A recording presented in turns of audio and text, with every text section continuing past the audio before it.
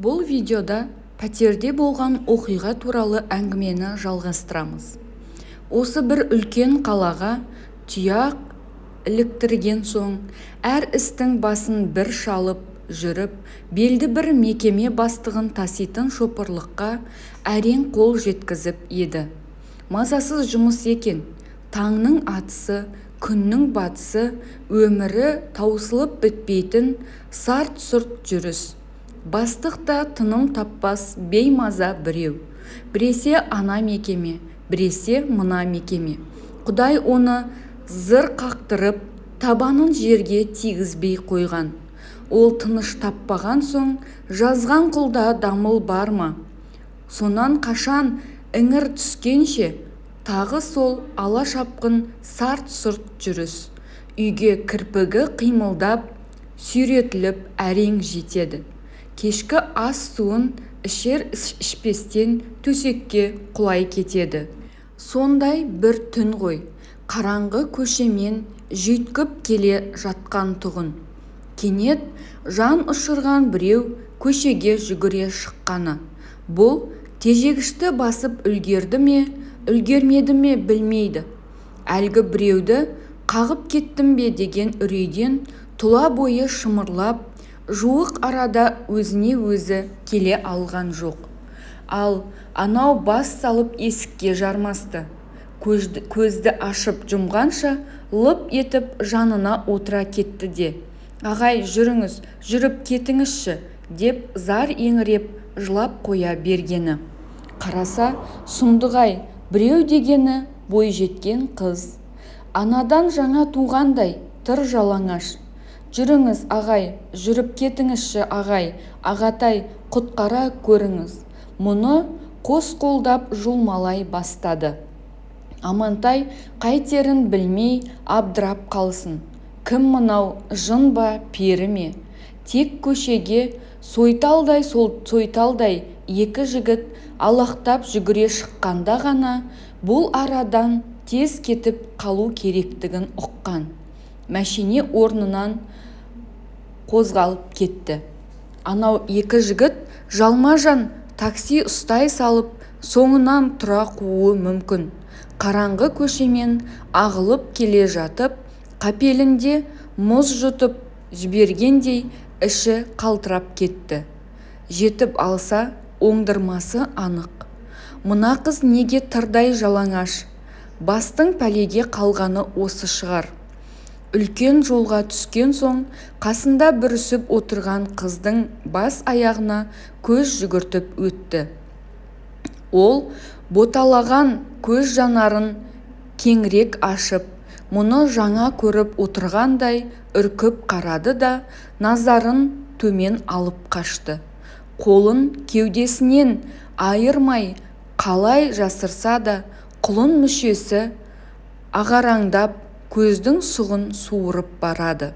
Амантай аралыққа асып қойған костюмін қыздың алдына тастап жатып: «Кімсің? Саған не болды?» деді. Жаңағы жігіттер, хайуандар, деп жалаңаш иығы дір-дір етіп тысқа жалтақтап қарай берді. «Қайда тұрасың? Үйің қайда?» «Үй ме, үй?» Қыз сыбырлай тіл қатты.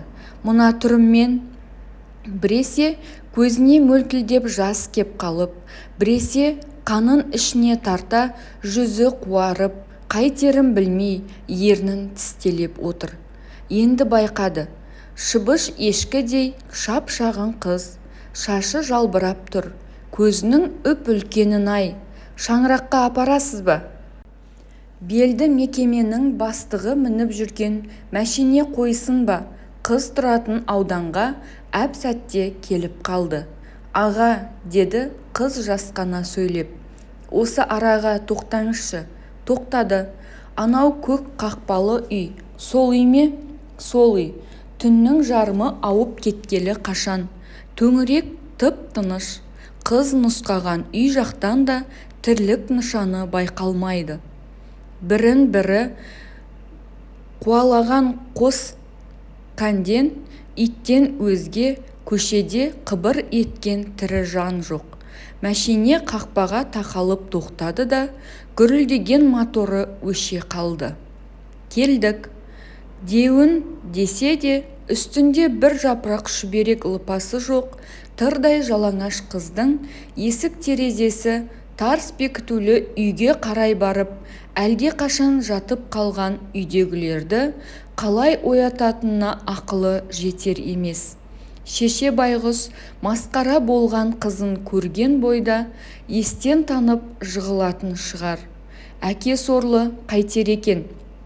Мүмкін қыздың өзі жалаңаш жонын жарқыратып түсе қалуға, көзбен ішіп жеген зіңгіттей жігіттен қысылып отырмасын. Осыны ойлаған ол тысқа шығып, көшенің арғы бетіндегі қарауытқан талға қарай бет алды. Өзімен өзі оңаша қалған соң бір жөнін табар, ол жаққа назар аудармауға тырысты. Тал арасында аз бөгелді ме, көп бөгелді ме білмейді. Қайтып келсе, қыз отырған орнынан қозғалмапты. Алақанымен бетін басып, пыш-пыш жылайды. Кеудесін қымтаған костюм төмен түсіп кеткен. Тіп-тік қос анары дір-дір әйгіленіп, ап-анық көрініп қалып жатыр. Қасына кеп жайғаса берген, мұның келген-кеткенінен жұмысы жоқтай. Амантай шарасы таусылғандай рөлге маңдайын тіреді. Ағам өлтіреді, деді бір кез иегі кемсең-кемсең етіп. Ағам қатал, қызды қайтып жұбатарын білмеді. Мұның бүгінгі түн тартқан жан азабы енді бұның иығына ауысқандай. Еңсесі түсіп кеткен. Қыз бір кез демін іштен алып, тым-тырыс бола қалып еді, жалаңаш денесі тоңазып, иығы дірілдеп бастапты. Костюмді қолына алды да, кеудесін жауып, иығын қымтап қойды. Кенет не ойлағанын қайдам. Амантай мәшинені келген жолға қайта салды. Қыз енді не нәрсеге де көндім дегендей, кеудесіне құлаған басын көтерместен бүкшейіп отыра кетті. Амантай үйге жаяу қайтып келе жатып, қарындасын ойға алды. Шырағым балам, анау жалғыз бауырыңа көз қырын салып жүр. Мен де Алматыға барам. Ағам сияқты мен де жұмыс деп, ақша табам деп айтқанды қылмай, үйден безіп кетті емес пе? Оның сенен басқа сенетін кімі бар Алматыда? Бір-біріне қарайласып жүрмесеңдер, қайдам, қорқамын, деп еді шешесі ана жолы ауылға барғанда. Шешесінің сол аманаты жатса тұрса ойынан кетпей жүр. Өзінен 5-6 жас кішілігі бар Гүлнұр үйдің сүт кенжесі болғасын ба ерке еді. Жоғарғы класқа көшкен соң таралып, өсіп, сүйкімді бойжеткен боп шыға келді. Әттең-ай, әкесінің жоқтығы ғой. Мектеп бітірген соң құрбыларына ілесіп, алысқа ұзап оқи да алмады. Сүйеушісі жоқ адамды кім қолдай қойсын? Мына тұрған облыс орталығындағы институттың алғашқы сынағынан траң етіп құлады да, енді қайтып оқуға беттемей қойды. Марқұм әкесі тірі болса, бұл енді ұл бала ғой, қызының жолын қайтсе де бір қараға іліктірер еді ғой. Аға боп бұның да қайыры аз болып тұр. Кейде сонан ба Гүлнұрдың алдында кінәлі адамдай можып қалатыны бар. Анада Гүлнұр үйге бір келгенде, екеуміз бір үй жалдап тұрайық, апамның көңілі көншіп жүрсін деп еді, оған қиқар қыз көнді ме? Уайымдамашы, мен таныс қыздармен бірге тұрып жатырмын ғой. Бәріміз бір жерде жұмыс істейміз, жұмысқа жақын деп дес бермеді. Қай жерде тұрып жатсыңдар? Әдірісті білмеймін, әйтеуір өзім тауып барам, деп еді қарындасы. Гүлнұр өзі біліп келсе келді, келмесе осылай жер сипап қалғаның. Жалғыз ағамның халі нешік деп Үйге жиі-жиі келіп тұруды білмейді. Жағдайын қалай десе, пайдет дей салады. Қазір не жұмыс істеп жүр екен? Сұрасаң, ақша табатын жұмыс деп жұмбақтайды. Иә саған, көп болса, кафе-ресторандарда даяшы шығарсың. Ауыл қыздарының қалада бұдан басқа істейтін жұмысы бар ма екен? Ал ауылдан келген жігіттер көбіне көп құрылыс маңын шиырлайды. Оған да қол жетпесе, Құдай берген қара базар дайын тұр. Содан барып арба итереді, жүк түсіреді. Арба демекші, соны ойласа, бұның көкірегін әлде бір қуаныш, ала бөле кернеп, ала жөнелетіні бар. Әлгі бір ауылдастары сияқты, үсті басы сатпақ болатын да жүретін құрылысшы емес. Қара базарда мықшыңдап арба да итермейді. Көрмеймісің, тақымда ысылдаған шетелдік мәшине. Таза жұмыс. Иә, Гүлнұрды айтамау, ақша табатын жұмыс дейді. Ой пәлі, жалғыз шешемізді өзі бір асырап жүргендей-ақ. Бірақ қыз бала ширақ келеді. Кім білсін, айтқаны рас болса, рас шығар. Іздеп келіп, таппай кетіп жүрген болар. Мен сияқты оның да жұмыстан қолы босамайтын шығар. Мүмкін. Осы жаңа ғана қара қазандай қабына қалған өкпесін ұмытып, қарындасын аяй бастады. Әлгі бір қыз сияқты, оны да Құдайын ұмытқан қағынғандар нақақ жәбірлеп жүрмесе деп тіледі. Сол күні өмірінде алғаш рет құртылдай құстың ұясындай үйде буы бұрқыраған қазан қайнады. Өз үйінде алғаш рет ыстық тамақ ішкен Амантай қыздың кейбір қылығын шешесіне ұқсатып, іші жылып сала берді. Әне ол, мұның тарелкесіне үстемелеп сорпа құйып жатыр. Амантай үнсіз отыра бермей, көңілін ауламақ боп еді, қаперінде аузына жөнді сөз түспеді.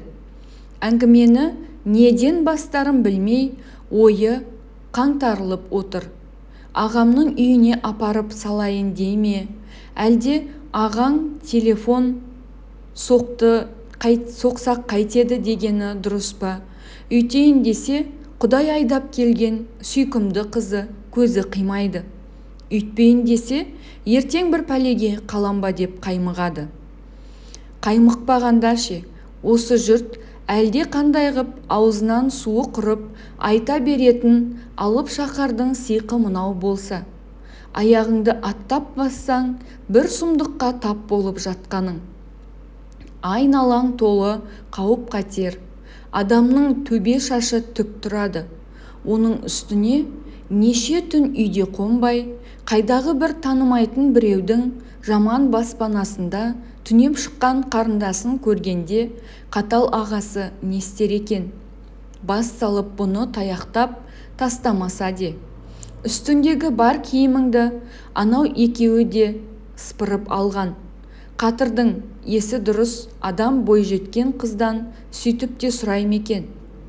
Беп белгілі нәрсені. Ол бусынып, терлеп сала берді. Өзі де сөзге шорқақ қасқа. Кейде баш жоқ, көз жоқ, түйеден түскендей дүңк еткізіп қойып қалады да. Бұл не әдет? Мен сенің жеңгене барып келейін. Қыздың бетіне қарап еді, жанары боталап шыға келіпті. Екі қолын екі тізесінен алмаған күйі басын батылсыз шайқады. Тығырыққа тіреліп, дымы құрып отырау. Енді не істейсің демекші еді, ол да айтылмай іште қамалып қалды. Кешкі астан соң Амантай қайтерін білмей, қипақтап, аз кем отырды да, орнынан атып тұрып, көше кезіп кетті. Үйге қас қарая оралса, жарық сөніп тұр. Бұл әңгімеміз немен аяқталады? Қыздың тағдыры қалай болмақ? Әңгіменің ең соңғы бөлімін келесі видеодан тыңдай аласыздар. Жалғасын жіберіп алмас үшін міндетті түрде каналға тіркеле кетіңіз.